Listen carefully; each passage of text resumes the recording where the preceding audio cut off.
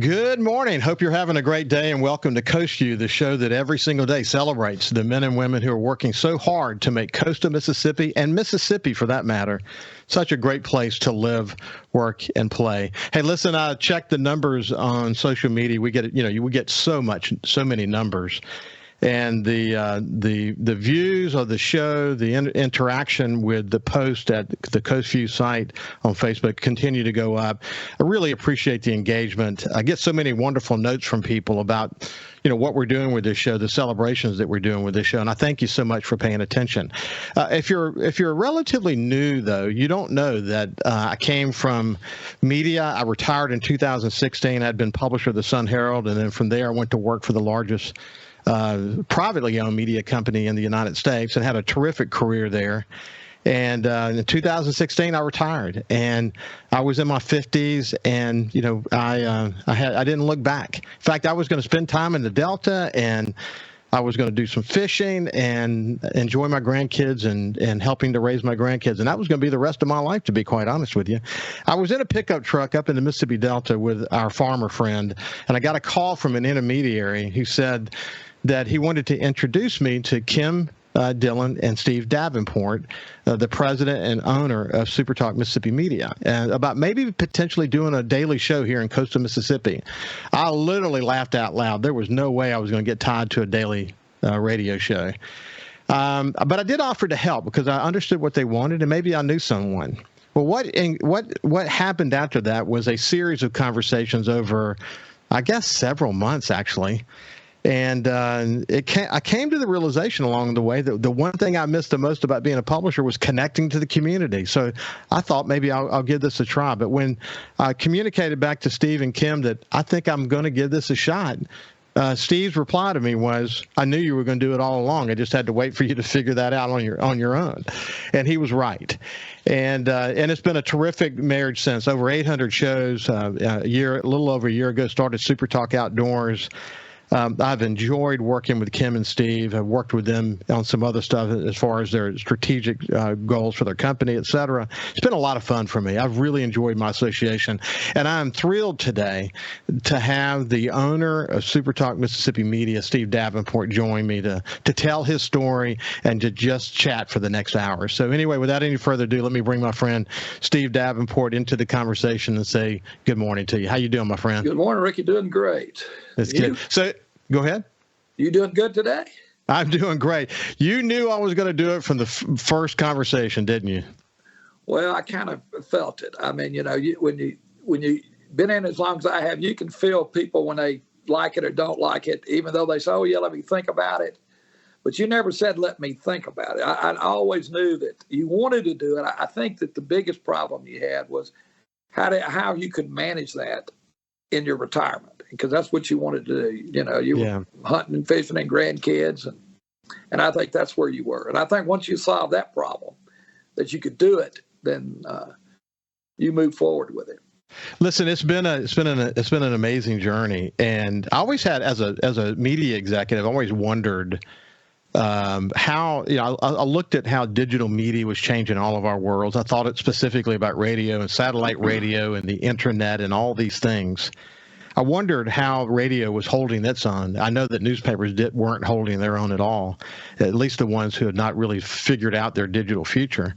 And, once I joined your company and began to be a part of it and came to the realization that you had built this very unique company, one of the most unique companies in America, with the 12 radio stations that are part of SuperTalk, and then, of course, the other 14 stations that you own across this state. It's rare, actually, to do it that way. I mean, what we've seen in the radio business is a lot of consolidations and pushing to sort of more, driving local shows from the national level. But you sort of had a gut feeling that as long as you address the needs of this state, as long as you focused on being local, you had a real opportunity. And you never really deviated much from that goal, did you?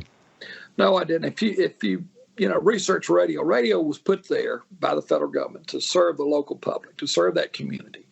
And when deregulation came along, it totally changed because, you used to have 4 or 5 owners in a market were local people. And now you've got all these big corporations on it. And so you lost that local thing. So I always thought you could do it. If we could get back to local, And we got lucky around down the road, and a lot of good things happened to us. But the goal was to make it local. We knew that for us to survive, we had to do Mississippi stuff. And you did that and so well. And we're going to really get into sort of this. I think of it as sort of a snowball going down the hill. You kept adding and bringing networks in, and the more you sort of implemented your strategy, the more committed you got to what you were wanting to accomplish. And again, look where you are today. The competition and just for people's time and energy with smartphones and all these other things, you found a way to make SuperTalk sort of the center of so many important conversations. And we're going to come back to all that in just a second. Hey, before we go any further, I've spent some time here on my show the last couple of days talking about the tornadoes. And of course, we here in coastal Mississippi know so well, but Mississippi in general, we know so well. We've had to face our share of tragedy and disasters, and we're an incredibly resilient community. But you actually own a radio station in Greenwood. You have a tremendous love for the Delta, and what we're watching happen there in the Delta as we speak is it's not only inspiring, but it's another reminder that SuperTalk has a role in bringing attention to all those needs that are there now in the Delta. What do you have to say about that? Well, I think, Ricky, a lot of people say, well, Rolling Fork was where it basically hit. Basically, just there is no Rolling Fork today as it was yesterday. And most people say, well, it was a small community, wasn't there. But I had a friend of mine from the Delta call me the other day, and they said to me, Steve, do you realize that grocery store in Rolling Fork was also the grocery store for Essequibo County and Sharkey County? They basically, a lot of people got their groceries there. And the fast food places were there. That was it. Even though it was not a big place, everybody in those two counties in Sharkey, Essequibo, and you're familiar with the Delta, there's not a lot of people in there. It's farmland.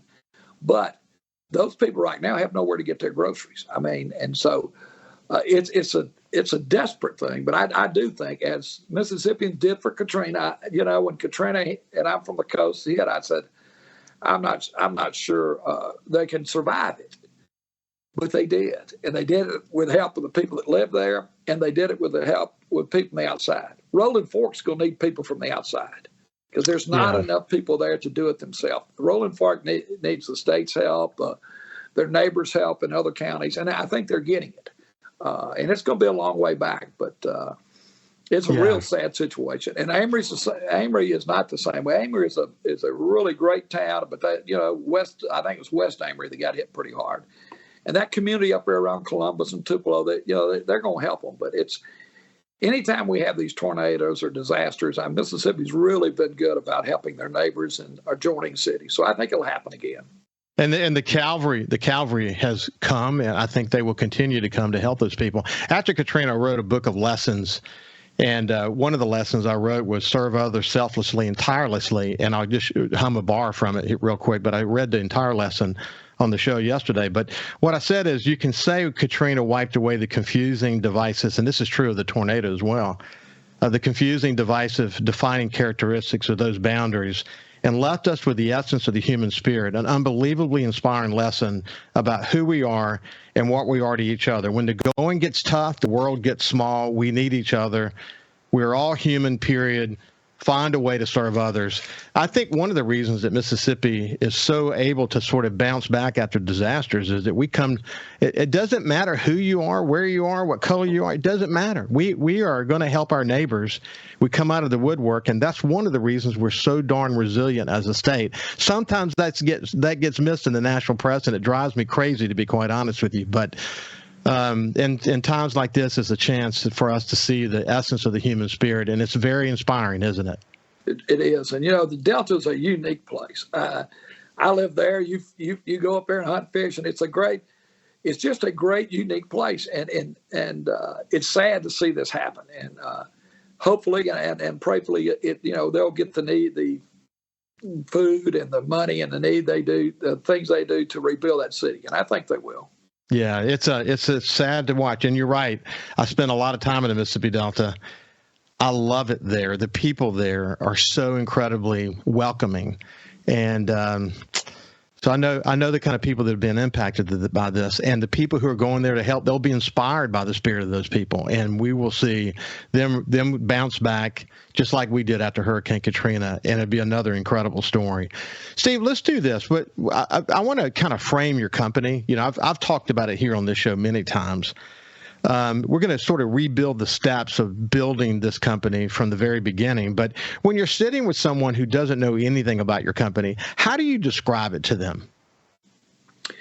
Well, I mainly use tell them that it is where. Hey, Steve, let's do this. I didn't realize we were at the end of this segment. Let's pick it up right there when we get on the other side. This is Steve Davenport. He owns SuperTalk Mississippi Media. He's become a good friend over the last 2 or 3 years, and I can't wait for you to learn more about his inspiring story. So when we come back, we'll continue our conversation with Steve. See you right after this. Welcome back to Coast Vue. The story of SuperTalk Mississippi Media is about a company that has stood the test of time, but at the same time, it's adapted to the challenges along the way, whether they be digital challenges or whatever they might be. This company has proven that they can address the strategic needs and move forward in a way that they build a strong, diversified company that at its core is all about serving the community. That's what SuperTalk is really focused on. And we're going to tell that story today with the owner of SuperTalk, my friend Steve Davenport. When we went to break, I was asking Steve to tell me if he were to sit with someone and just sort of give them the short story of what his company is, what would he tell them? Why don't you pick it up from there, Steve? Well, I would think, Ricky, we started, it's basically Mississippians talking to Mississippians. We used to say that, when we're on there, we're Mississippi talking to Mississippians. And then it kind of grew into multimedia. Now we do all kind of things. I mean, our company's gone through so many things. I mean, we started as an ag news network, back before satellite delivery.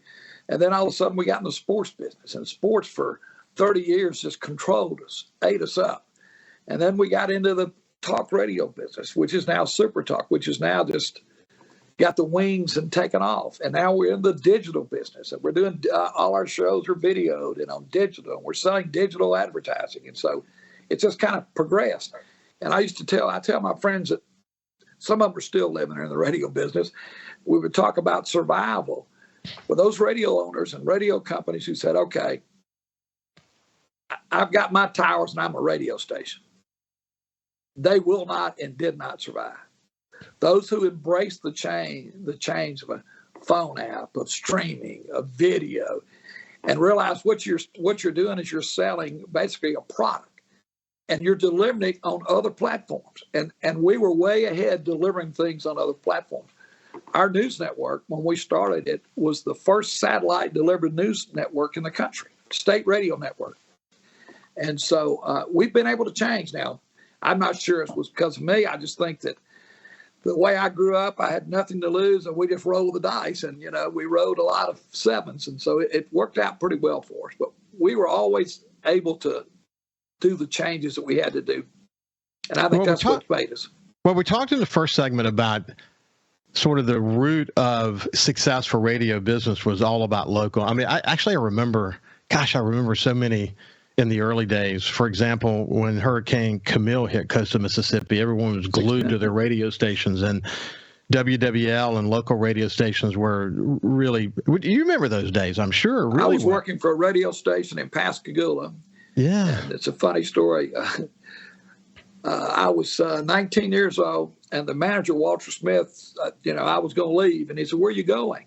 And he said, "You can't leave. This is what we do. You're going to spend the night." So I spent the night in what used to be a funeral home on Telephone Road, right there between Pascagoula and Moss Point. And there's stuff flying through, you're watching it. And that right there probably taught me. Mr. Smith got up the next morning, and we got out there in his car with a two-wave, and we drove to the Pascagoula Bridge, and it was damaged. And we basically were the only way people heard, because I remember LOX TV flooding, watching it early that night with, was it Ray Butterfield? Was that his name? Yes. I think it was. Yeah. And I said, that was part of the reason I'm in the radio business today, because it really was serving people. It was unbelievable, the people saying, they knew that their electricity was off, but they knew there were other people were out there. And of course, that was 1969 August, wasn't it? Yeah. Yeah, August 1969. I'll never forget it. But you mentioned Pascagoula, which is what a perfect segue, actually. You grew up in Jackson County. Your dad worked at the shipyard. You even worked at the shipyard at one point. I think you said for 3 days. But 3 days. Tell me about growing up in Jackson County.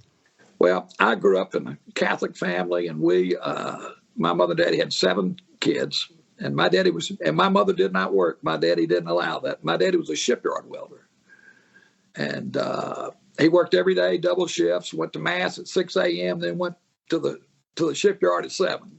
And most of the people there that grew up around my father would say they wouldn't believe we would go home at night, because my father was a strict disciplinarian. And when I was a teenager, if we got in trouble, the local authorities would just say, well, you're one of Mr. D's boys. And we said, yeah. And they said, well, you got 5 minutes to get home or I'm going to go to your house. And so we knew that going to my house was worse than us getting a ticket or something.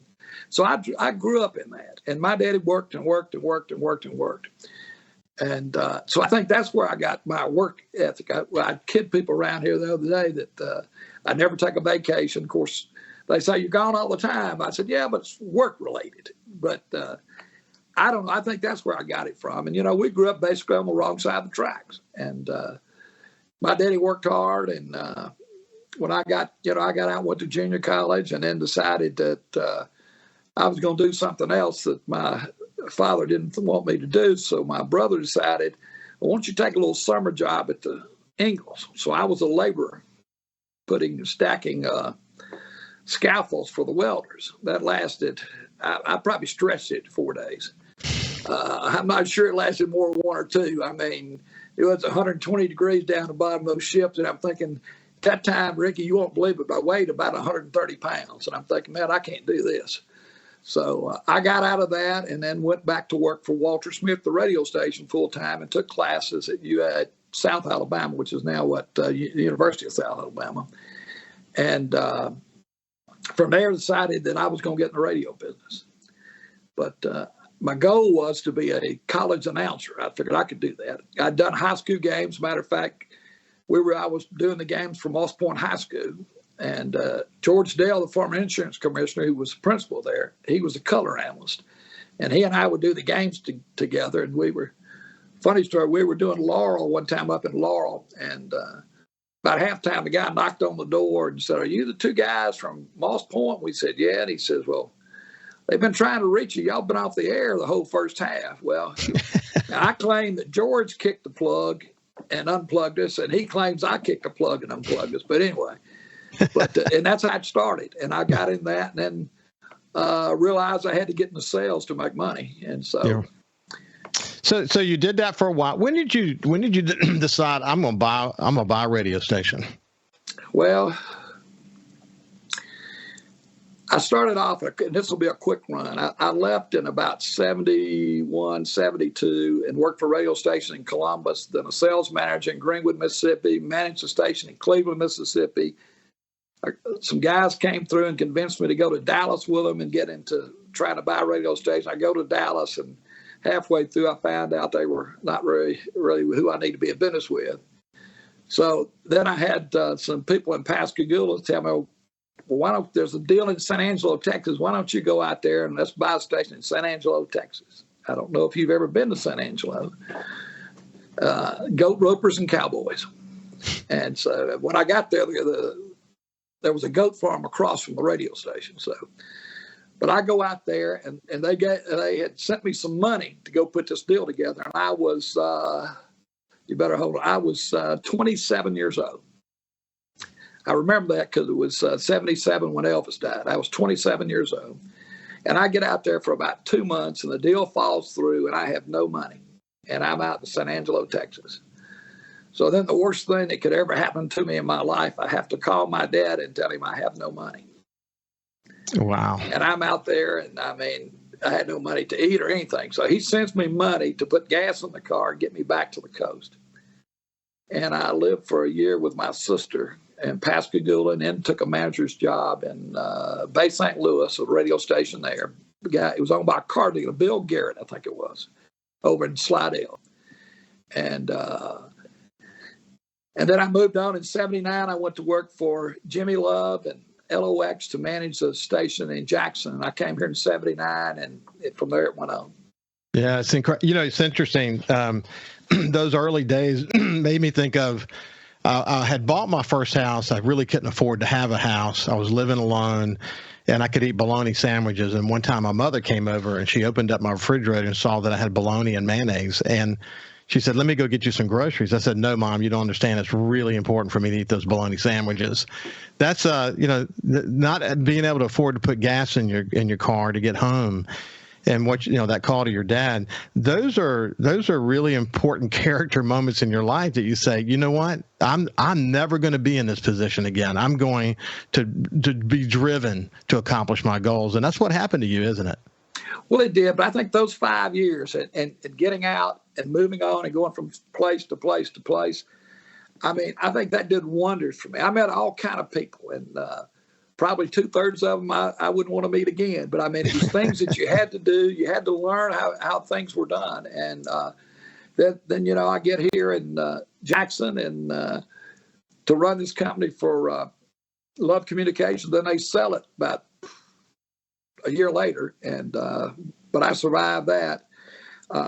But that all drove me to meeting my original partners who we were in business with for 30-something years, the Henley family out of Hazelhurst, which really helped build this company. Yeah, that's exciting what happened after that. When we come back, we'll continue our conversation with the owner of SuperTalk Mississippi Media. We'll talk about the evolution of this incredible company, and then we'll talk a little bit about where they are today and where do they go from here. We'll see you after this.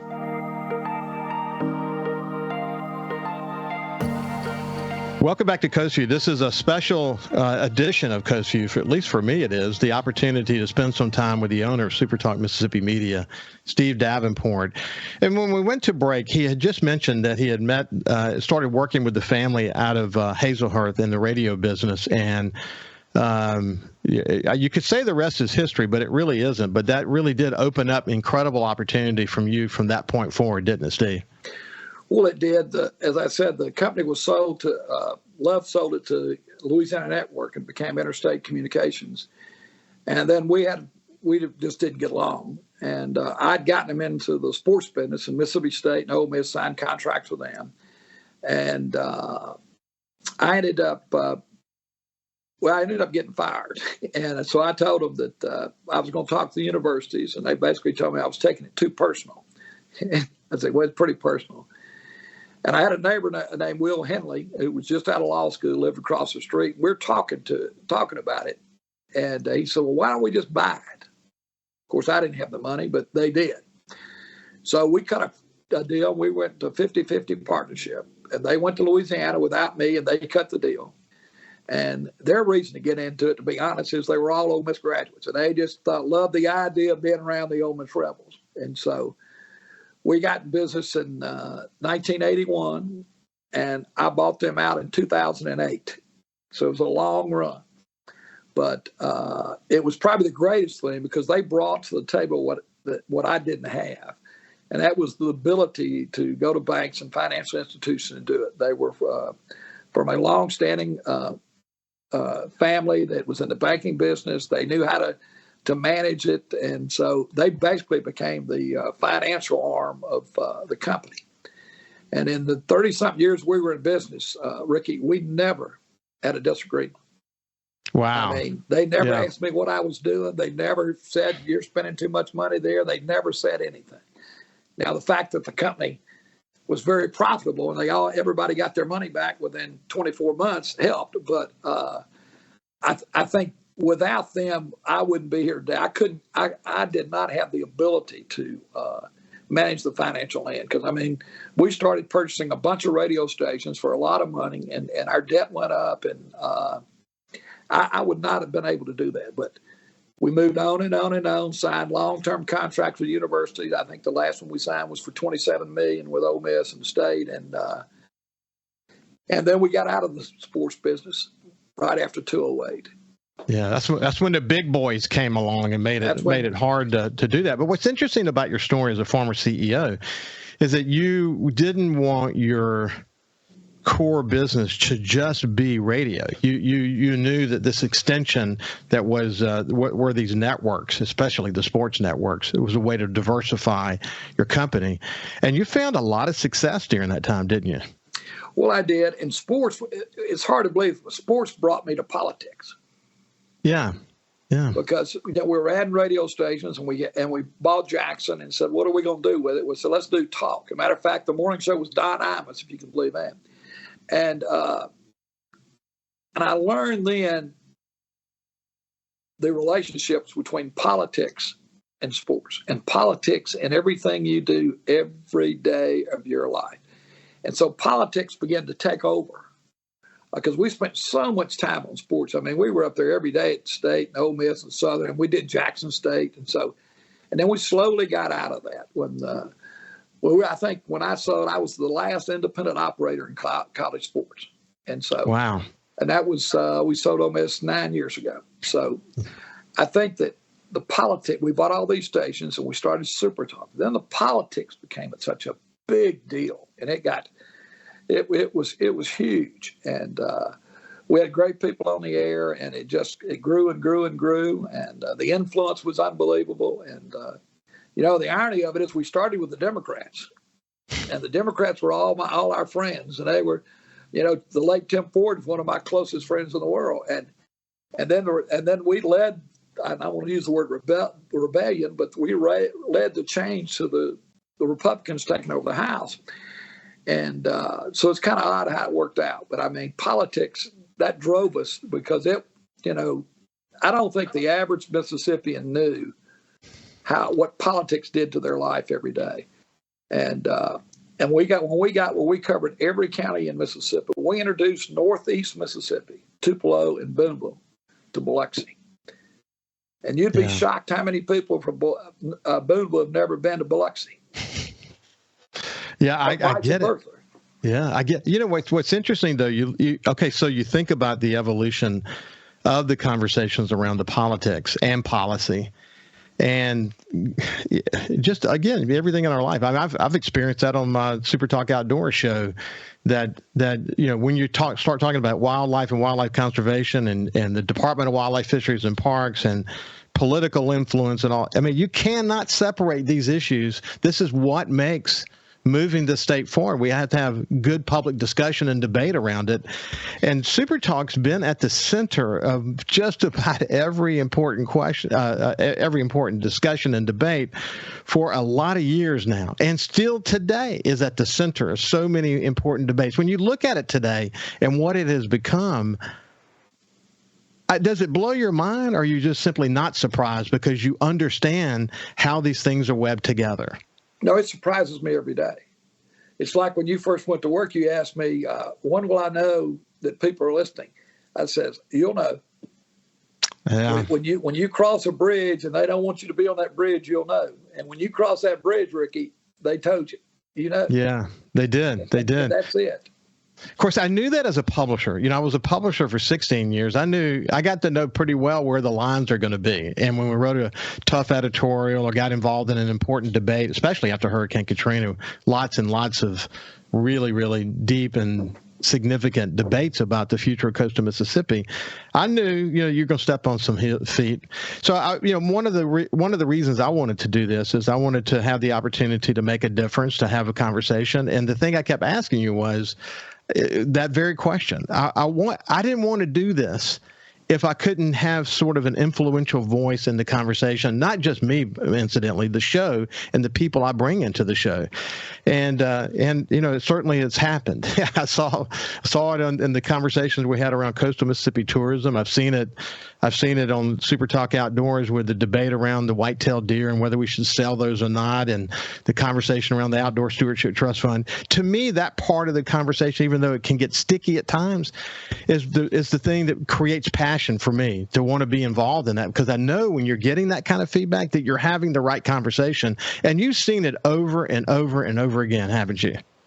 We have, and we've been on the wrong side sometimes and the right side sometimes. But I think the important thing is that we were there, that we were bringing up the issues. And it's about bringing up the issues, whether you're for it or not for it. And I mean, I don't agree with everything that our guys put on the air. I don't agree with Gerard and Gallo and you every day. But what we don't do, I mean, when we get people on there, we're hiring them for their opinion. Yeah. We don't go in and say, okay, this is what Steve Davenport believes. Now, I may tell them what I believe, but I mean, we don't tell them or force them into our opinion. And I think that helps. And I mean, we've got issues right now that if we set everybody down, that it could be 3 or 4 different opinions of it. And I think that's good. I think it is too. What's interesting to me, and the thing that I've said to you on a number of occasions, the reason why I'm willing to do this in retirement is that I have independence. My voice is an independent voice.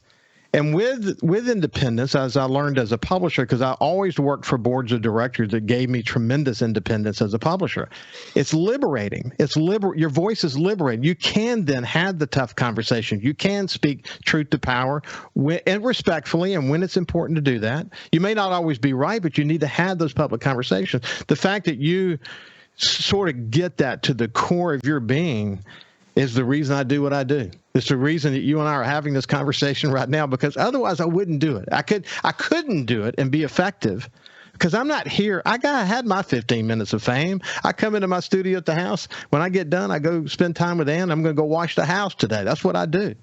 So the reason I do it is because I want to have a voice and I want to bring people into the conversation that can make a difference. And you enable that. And when the going gets tough, you enable it even more. You don't get shy. I love that about you, Steve. And again, that takes a lot of experience to get to a point where you have that kind of confidence. Did you always feel that, or is that something that developed over time? No, I didn't always feel it. I will tell you, when we had all the wars between the Democrats and the Republicans, it was tough. As I mentioned, Tim Ford was a good friend of mine, and the irony of that is Tim Ford never appeared on SuperTalk. Yeah. He asked me, "Would you appear on SuperTalk?" I said, "Not on your best day," and he never appeared. I just think I think that you have to be fair to people. And we have things that we do sometimes that really frustrates me. Yeah. But you have to realize that a difference of opinion is okay. I don't like it when it gets to hatred, but I think a difference of opinion is okay. I think respectfully having the conversation. The thing is that sometimes people don't even want you to bring things up. They don't want the light of day on what they're doing, and they will do everything in their power to try to shut your voice. But you're used to that. I'm used to that as a publisher, and there's something really magical about when you can make that work, and you know how to have the conversation. When we come back, we'll continue our conversation with Steve Davenport. Welcome back to Coast Vue. I have my friend, the owner of SuperTalk Mississippi Media, Steve Davenport.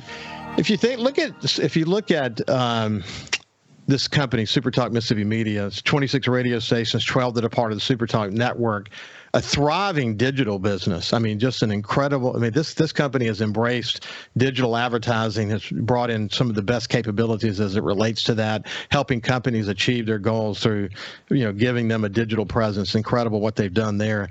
People know SuperTalk in different ways. You might enjoy politics, and therefore you're listening to Gerard or Gallo. You might love Ole Miss sports. If so, you're listening to the sports team. Same might go for Mississippi State or Ole Miss or any number of other statewide collegiate programs or even local high school programs. But people know SuperTalk in different ways. You may know it through Coast Vue. This may be the way that you've been introduced to SuperTalk Mississippi Media. But again, the key to success, Steve, is being able to have all these different conversations and bring people into the conversation in so many different ways. And that's the way you build listenership. That's the way you bring people to the podcasts and to the YouTube and Facebook videos and all that you have to offer. And when it works, the cumulative effect of all of that is that you can really help bring about change. At least you can have conversations around where this state wants to be when it grows up. And that's what that part is about, making a difference. And that's got to give you a charge to feel that. Well, it does, Ricky. But I'm going to tell you this: what this company's about is about people.